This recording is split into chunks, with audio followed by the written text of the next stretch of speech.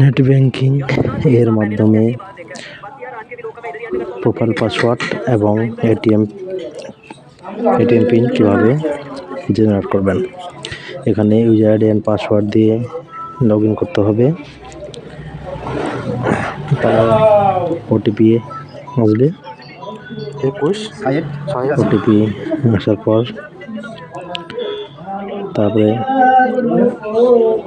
তারপরে এখানে profile password reset করতে বলবে। এখানে নিজের ইচ্ছা মতো একটা প্রোফাইল পাসওয়ার্ড দিতে হবে,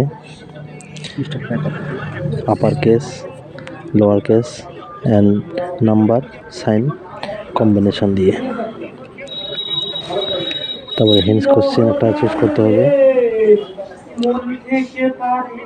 যেমন এই কোশ্চেনগুলোর মধ্যে যে কোনো একটা চুজ করতে পারেন, যে যার যেটা। তারপর রেফারেন্স একটা অ্যান্সার দিতে হবে, হিন্টস কোশ্চেনের answer. Date of birth automatic নেবে, প্লেস অফ বার্থটা এখানে লিখতে হবে। তারপরে সাবমিটে ক্লিক করে প্রোফাইল পাসওয়ার্ডটা ক্রিয়েট হয়ে যাবে। এইবার এখান থেকে আপনাদের এটিএম পিন জেনারেট কীভাবে করবেন অনলাইনের মাধ্যমে নেট ব্যাংকিং থাকলে। এখানে উপরে এখন ই সার্ভিসে গিয়ে ডেবিট কার্ড সার্ভিসে ক্লিক করে এটিএম কাম ডেবিট কার্ড এই অপশনটি নিতে হবে। তারপর pin generation, ATM pin generation click করতে হবে। এবার এখানে দুটো অপশান আছে, ওটিপি এবং প্রোফাইল পাসওয়ার্ড, দুটা দিয়ে হয়ে যাবে। আমি ওটিপি চুজ করলাম।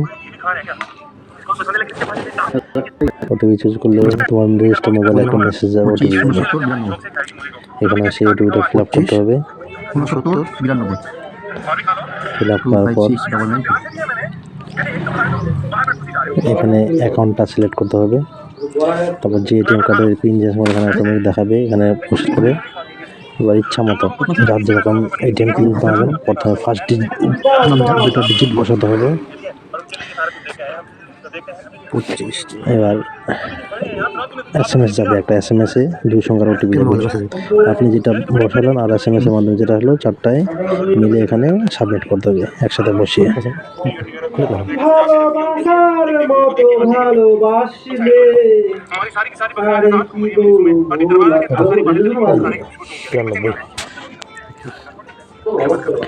চেক করে নেবেন SMS-এ কি আসছে, তারপর সাবমিটে ক্লিক করতে হবে।